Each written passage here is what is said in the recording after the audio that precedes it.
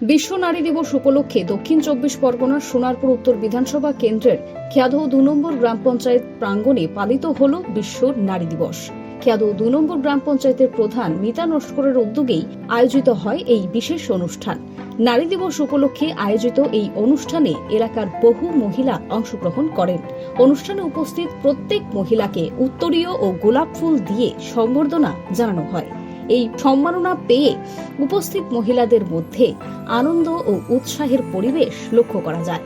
অনুষ্ঠানের শুরুতেই গ্রাম পঞ্চায়েতের প্রধান মিতা নস্কর একটি কবিতার মাধ্যমে অনুষ্ঠানের সূচনা করেন। আমি সেই মেয়েটি, সেই মেয়ে যার জন্মের সময় কোনো শাঁখ বাজেনি, জন্ম থেকেই যে জ্যোতিষীর ছকে বন্দী, যার লগ্ন রাশি রাহু কেতুর দিশা খোঁজা হয়েছে, না তার নিজের জন্য নয়, তার পিতার জন্য, তার ভাইয়ের জন্য, তার স্বামীর জন্য, তার পুত্রের জন্য। কিন্তু যার গর্ভ থেকে আমার জন্ম, সেই মায়ের কথা বলেনি কেউ। আমি সেই মেয়েটি, হ্যাঁ সেই মেয়েটি। তার কবিতায় নারীর শক্তি, সাহস এবং সমাজে তাদের গুরুত্বপূর্ণ ভূমিকার কথা তুলে ধরা হয়।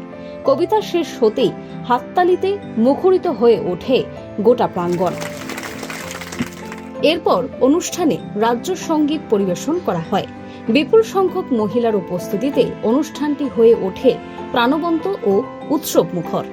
বিশ্ব নারী দিবস উপলক্ষে আয়োজিত এই অনুষ্ঠানে উপস্থিত ছিলেন গ্রাম পঞ্চায়েতের প্রধান মিতা নস্কর, পঞ্চায়েত সমিতির সদস্য বরুণ সর্দার, পঞ্চায়েত সমিতির সদস্য ও মৎস্য প্রাণী দপ্তরের কর্মাধ্যক্ষ প্রশান্ত বিশ্বাস, পঞ্চায়েত সদস্য রতন গায়েন, সঞ্জয় সাহা, অভিজিৎ মাকাল, পুষ্পরানী মাকাল, শুকতারা মণ্ডল, পাপিয়া নস্কর, শুভ্রা নস্কর, পঞ্চায়েত সদস্য রত্না মণ্ডল, রীতা মণ্ডল সহ অন্যান্য বিশিষ্ট ব্যক্তি বর্গরা। তার সাথে বিশ্ব নারী দিবস উপলক্ষে আয়োজিত এই অনুষ্ঠানের মঞ্চ থেকে নিউজ অল ইন্ডিয়ার চিফ এক্সিকিউটিভ এডিটর শঙ্কর সিনহাকেও সম্বর্ধনা জানানো হয়।